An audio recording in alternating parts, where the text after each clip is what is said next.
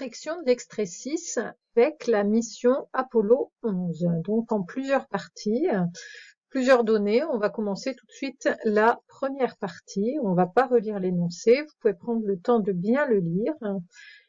Donc, en première question, on vous demande de calculer la valeur de la durée passée en orbite. Combien de temps ils ont passé en orbite, sachant qu'on connaissait la vitesse du vaisseau. On connaissait la vitesse et nous on cherche une durée, donc on a une relation simple qui va nous permettre de la calculer, c'est V égale à D sur T. Donc on connaît la vitesse, on cherche T, donc on peut en déduire que T c'est égal à D sur V.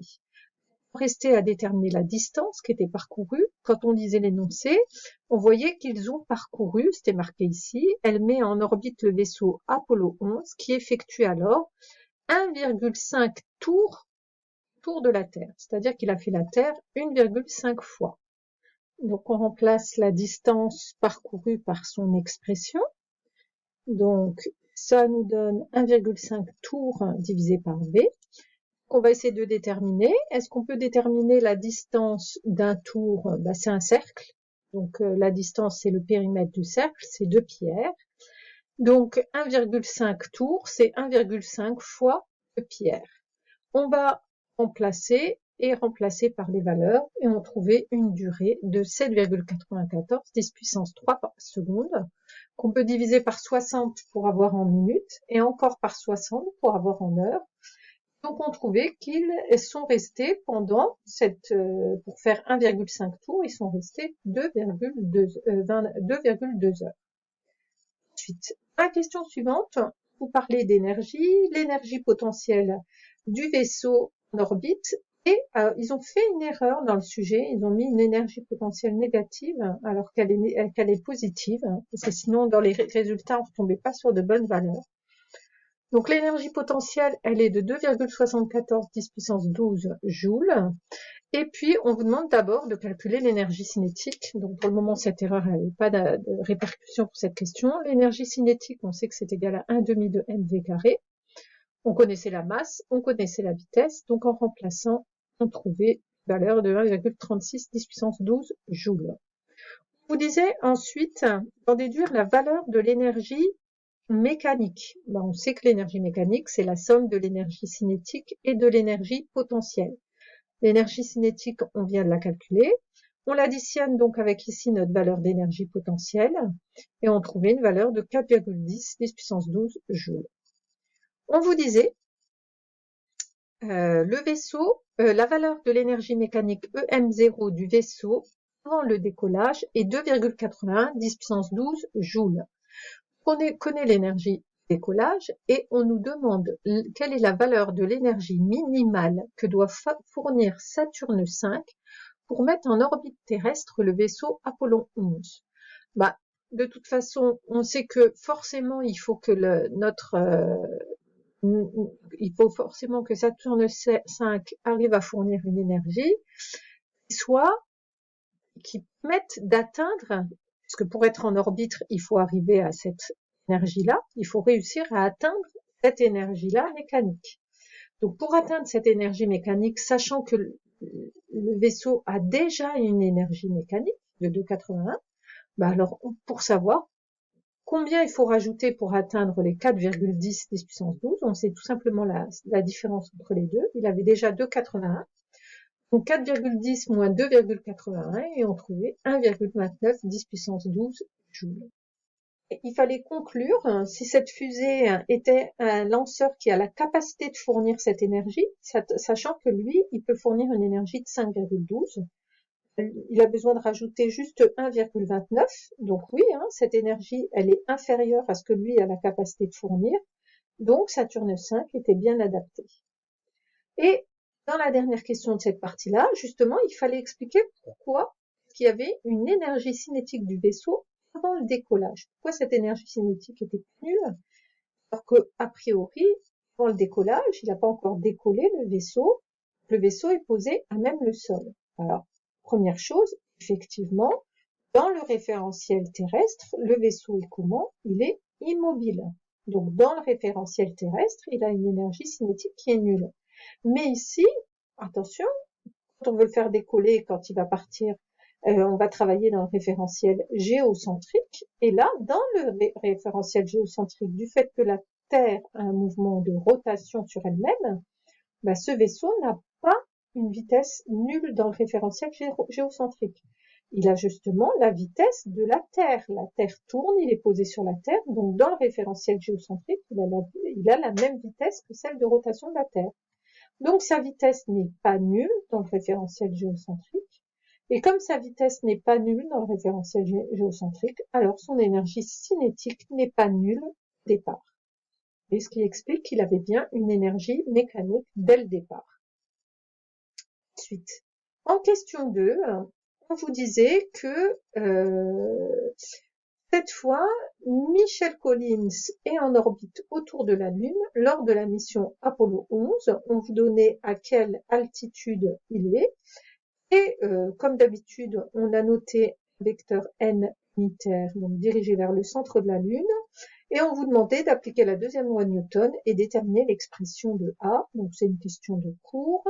Deuxième loi de Newton appliquée au vaisseau. Somme des forces égale à m fois A, avec m la masse du vaisseau. On donne l'expression de la force gravitationnelle qui est la seule force appliquée sur le vaisseau. Et donc on en déduit que l'accélération est égale à g fois la masse de la Lune divisé par RL plus l'altitude, fallait pas oublier l'altitude, au carré selon le vecteur m. Ensuite, il fallait donner l'expression de la vitesse. Donc, comme d'habitude, on dit qu'on est en train d'étudier le mouvement d'un objet qui est un mouvement circulaire. Donc, on va étudier tout ça dans le repère de Freinet. Et dans le repère de Freinet, on va donner les coordonnées de l'accélération. Donc, dans le repère de Freinet, l'accélération a une composante selon le vecteur normal et une composante selon le vecteur tangentiel. Donc, on sait d'autre part que l'accélération a cette expression. On fait l'égalité, on va projeter tout ça sur nos deux vecteurs. Donc, sur le vecteur n, puisque c'est la vitesse qui va nous intéresser, cette composante est égale à celle-ci. On en déduit l'expression de la vitesse racine de g fois la masse de la Lune divisé par le rayon de la Lune plus l'altitude. Ensuite, il fallait calculer la valeur de la période. Donc, comme d'habitude, on sait que le vaisseau, il fait un tour en une période. Et un tour, c'est 2π fois le rayon de ce cercle-là, donc 2π RL plus H. Ça veut dire quoi? Ça veut dire que la vitesse de notre vaisseau, c'est égal à 2π RL plus H divisé par T, mais on avait trouvé précédemment cette expression pour la vitesse. Donc on va tout remettre au carré, et quand on met tout au carré, on isole la période, et on trouvait une expression de la période, qui est celle-ci. On va remplacer par les valeurs numériques. Donc tout était donné, H, il y avait H à retrouver dans l'énoncé, on nous donnait ici. C'était à 110 km, et puis les autres données étaient tout au début. Et quand on remplaçait par les valeurs, on trouvait une période de 7,09 10 puissance 3 secondes. On peut diviser par 60 pour avoir des minutes, et puis si on voulait, on pourrait encore diviser par 60 pour avoir des heures. Vous demandez justement de dire également combien de tours est-ce qu'a fait l'astronaute Michael Collins pendant le séjour des deux astronautes, sachant que les deux astronautes, ils sont restés sur le sol lunaire pendant 21h36.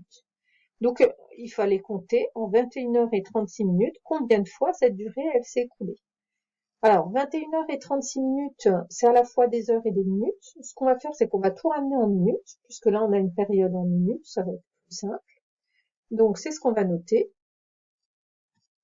Et on trouve 1296 minutes. Donc ça, c'est la durée du séjour des deux astronautes. Combien de fois il y a eu 118 minutes dans tout ça? On fait tout simplement l'opération. 1296 divisé par 118. Et on trouvait à peu près environ 11 tours. Donc, il a fait 11 tours pendant que les deux astronautes étaient sur la Lune. On passe à la partie 3 avec le saut de John Young lors de la mission Apollo 16. Donc, on vous donne, donc voilà, il a sauté, il a réussi à sauter d'après ce qu'on nous dit de 60 cm et il est retombé. Et on nous donne son équation horaire de mouvement selon l'axe Y. Et c'est considéré en chute libre, on nous disait dans l'énoncé ici, c'est une chute libre verticale. On vous disait, en utilisant la modélisation numérique, déterminer l'expression numérique de la vitesse. Donc, la modélisation numérique nous donne la position. Donc, pour avoir la vitesse, qu'est-ce qu'on va faire? On va tout simplement dériver la position. On a l'expression de la position. On sait que la vitesse, c'est égal à la dérivée de la position par rapport au temps. Tout se fait selon un seul axe, c'est l'axe Y. Donc, quand on dérive, voilà ce qu'on obtenait, moins 1,72 t plus 1,4. Il fallait également calculer la vitesse initiale, donc à t égale à 0, puisque c'est l'origine des dates, d'après ce qu'on nous disait ici, et on trouvait 1,4 mètres par seconde. On demande de calculer la valeur de l'intensité de la pesanteur et de montrer qu'elle vaut à peu près 1,7 mètres par seconde. Ce qu'on va faire, c'est qu'on va tout simplement appliquer notre deuxième loi de Newton à John Young. Comme ça, on va avoir une relation entre G et A, parce que la seule force appliquée, c'est le poids. Donc, P égale à MA, puisque c'est la seule force. P, c'est MG. Donc, on a A est égal à G. Donc, pour avoir G, il nous suffira de connaître A. Est-ce qu'on peut connaître A? Si on a l'équation horaire du mouvement, on peut tout à fait connaître l'accélération. Donc, c'est ce qu'on va faire. Pour connaître G, première chose, il faut connaître A, et on va chercher A. A, c'est tout simplement la dérivée de la vitesse par rapport au temps. On a l'expression de la vitesse, on dérive, et on trouve moins 1,72. Donc, effectivement, G, c'est 1,72 mètres par seconde au carré. Dernière question, on vous dit que John Young, avec son scaphandre, a une masse de 150 kg et parvient pourtant à faire un saut vertical de 60 cm sur la ligne. Il faut déterminer la valeur de la hauteur et de la durée d'un saut vertical qu'aurait réalisé John Young avec son équipement sur la Terre, avec la même vitesse initiale dans le modèle pareil de la chute libre. Alors on va essayer de déterminer les équations du mouvement sur la Terre. Bon, c'est assez simple. Le référentiel, cette fois, c'est terrestre. Le système, c'est John Young. La force, c'est le poids exercé par la Terre. Et on applique notre deuxième loi de Newton. À partir de cette deuxième loi de Newton, on en déduit l'accélération. Connaissant l'accélération, on intègre, on a la vitesse. On a deux constantes K1 et K2 qu'on va déterminer grâce à la vitesse à t égale à 0. À t égale à 0, justement, on part bien avec les mêmes conditions, 0 et 1,4 mètres par seconde. Donc, on en déduit l'expression de la vitesse. Et de la même façon, connaissant l'expression de la vitesse, on intègre et on a l'expression de la position. On sait qu'à t égale 0, part de 0, 0. Et on en déduit donc complètement l'expression de la position, plus précisément y en fonction du temps. Donc maintenant, nous, ce qu'on veut, c'est savoir la hauteur du saut qu'il fait. Donc ça, nous, dans une activité, on l'avait appelé déterminer la flèche. Donc c'est ce qu'on va faire, on va déterminer la hauteur, c'est-à-dire la flèche, et on sait qu'on atteint la flèche quand la vitesse selon l'axe Y est égale à 0. Donc c'est ce qu'on fait ici, on résout VY égale 0, on connaît le temps, à quel moment on atteint le Y max. Donc ça a lieu à 0,14 secondes. Et connaissant ce temps, 0,14 secondes, on va remplacer et on va trouver Y max. Donc on trouve que Y pour ce temps-là est égal à 10 cm. Donc ces 10 cm se font à 0,14 secondes, mais la durée du saut, c'est bien la montée plus la descente. Donc, la durée du saut, c'est le double, c'est 0,28 secondes. Donc, sur Terre, avec le même équipement et en partant avec la même vitesse de départ, John Young aurait réussi à faire un saut de 10 cm en hauteur.